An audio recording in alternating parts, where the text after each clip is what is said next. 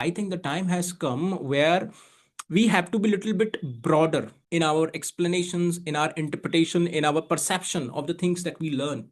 And this thing I learned from Swami Vivekananda himself. When Swami Vivekananda himself had this opportunity to read Vedas, he not only read Vedas but also tried to understand and fit it in his own context.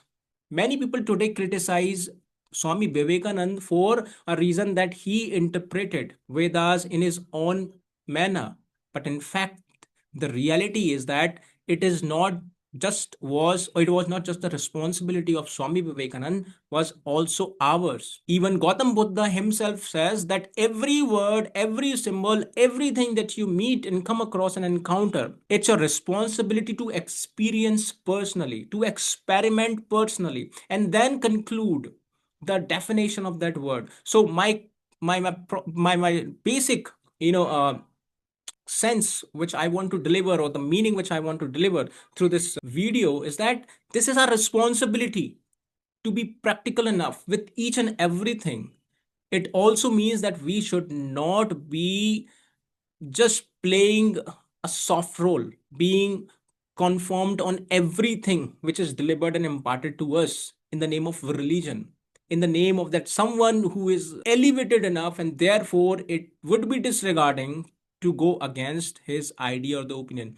It is our, stand, it is our responsibility, which says that we have to check the reality of every word, every instance. So I divide here two things. I mean, this is just a division for better clarity to our audience. And what is this division is all about? Here, first division will be based on how do we use these words, symbols, and artifacts in the scientific arena or in the scientific world. And on the other side, which is the second form of division, where we will try to see how the same words, symbols, and artifacts are used in the social environment, the social milieu.